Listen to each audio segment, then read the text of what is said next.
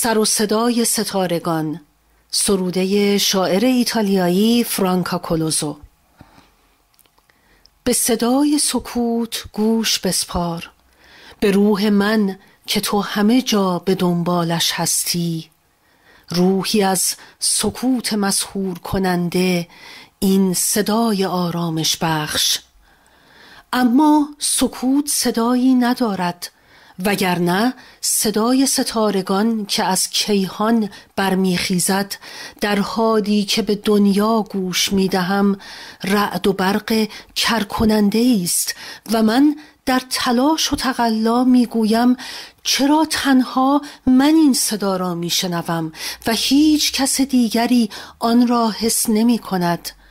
آخرین آفریده از موجودات کیهان جذب شده است. چنگ میزنم صدای متقاعد کننده تو از مسیرهای بی زمان مرا هدایت می کند.